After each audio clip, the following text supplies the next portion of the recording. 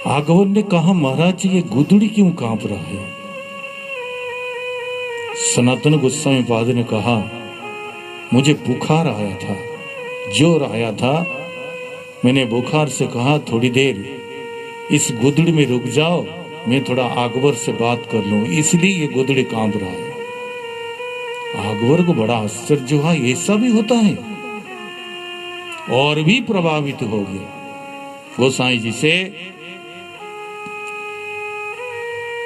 निवेदन करने लगा कि महाराज मुझे कुछ सेवा बताइए, कुछ सेवा आप स्वीकार कीजिए और सेवा स्वीकार करते हुए मुझे धन्य कीजिए।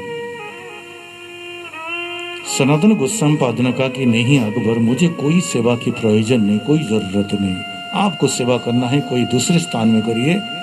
नहीं नहीं महाराज, आप कुछ ना कुछ स्वीकार कीजिए। जब बार बार आग्रह करने लगा, अकबर के मन में तो ये तो अहंकार था ही, क्योंकि मैं दिल्ली का बादशाह हूं। तो गोस्वामी पाद, ये वृंदावन की महिमा क्या है,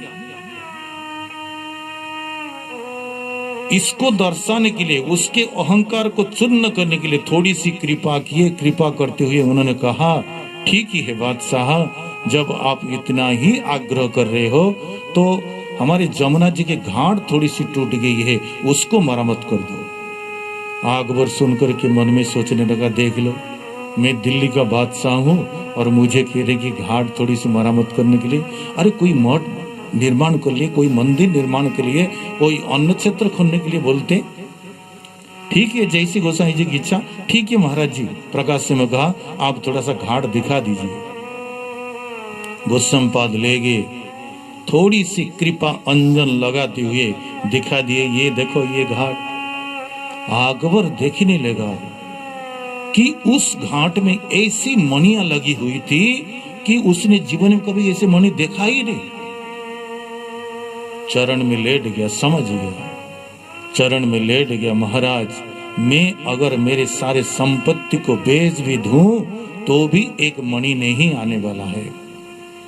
तो वो जो नित्य वृंदावन, चिंतामणि भूमि, कल्प वृक्षमय वन, चर्म चोखे देखे तारे प्रपंचेर समय, ये चिंतामणिमय भूमि, कल्प वृक्ष के समान ये वन है।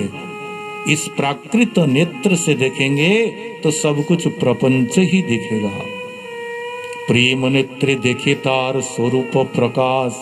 कविराज गोस्वामी ने कहा, प्रेम नेत्र देखे तार स्वरूप प्रकाश। जब भगवत कृपा से, गुरु कृपा से, संत कृपा से प्रेम नेत्र का विकास होगा तो ये वृंदावन का स्वरूप दर्शन होगा। प्रेम नेत्र देखे तार स्वरूप प्रकाश। गोप गोपी संगे कृष्णे रे विलास। आज भी भगवान का वो विलास, वो लीला आज भी हो रही है। गोपियों के साथ आज भी वो लीला हो रही है। अद्यापि वो सही लीला करे गौर राय, कोनो कोनो भाग्यवान देखी बारी पाए। आज भी वो लीला हो रही है। कोई कोई जो भाग्यवान व्यक्ति है उनको आज भी दर्शन होता है। ये कथा श्री सांडिल्य मुनि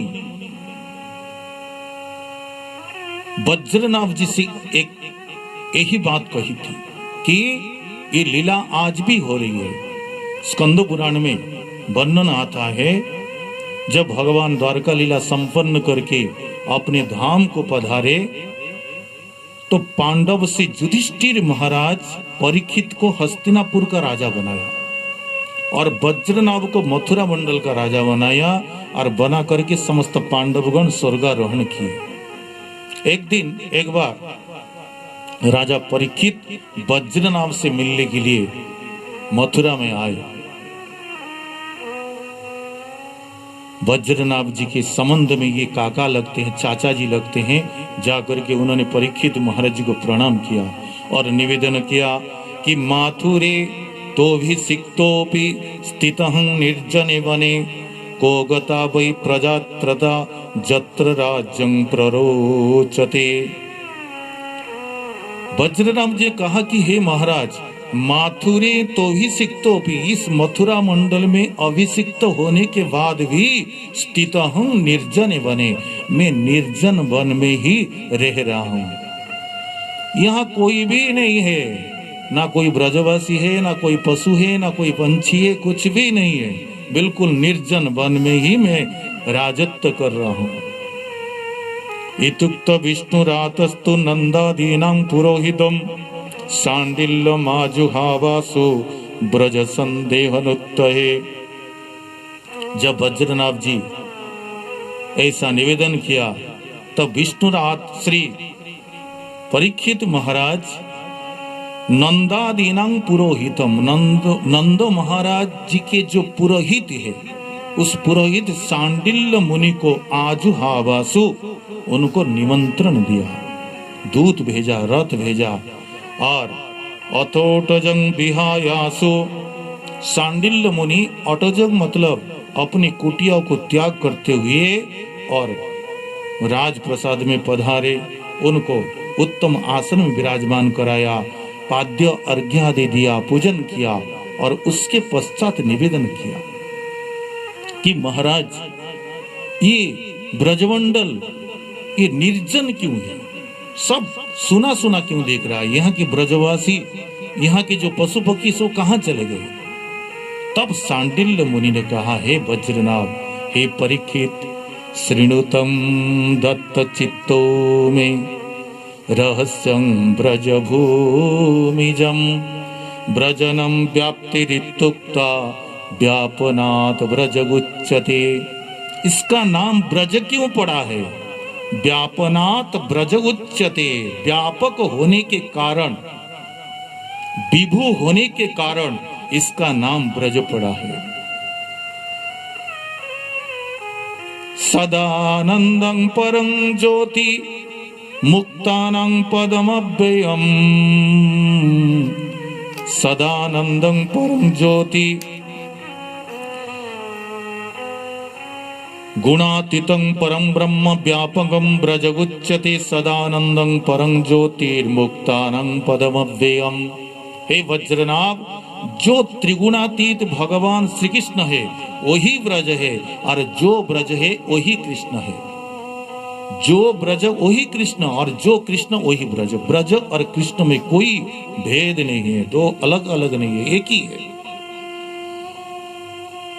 तस्मिन् नंदात्मज कृष्ण सदानंदांग विग्रह आत्मा राम सप्त काम प्रेमोक्तैरनुभूयते।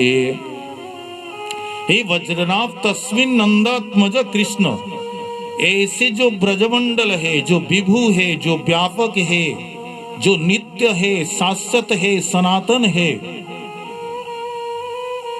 जो साक्षात कृष्ण स्वरूप है, कृष्ण तनु सम, कृष्ण विग्रह के समान ये धाम है। तस्मिन, उस ब्रज में जो आत्मा राम आप्त काम, जो आत्मा राम है, आप्त काम है, और सदा आनंद बेगा, जो आनंद के विग्रह है, वो आज भी लीला कर रहे हैं, आज भी वो लीला हो रही है। प्रेमोक्तैर अनुभूयते, जो प्रेम प्राप्त पुरुष है उनको आज भी अनुभव होता है उस लीला का, आज भी उनको दर्शन होता है। श्री सांडिल्य मुनि, यहाँ पर भगवान श्री कृष्ण को आत्माराम और आप्त काम कहा गया। कहा आत्माराम क्यों हुए भगवान? बोले आत्मा तो राधिका तस्य तैव रमणा दसो, आत्माराम तया प्राज्ञै प्रेमोक्तैरनुभूयते।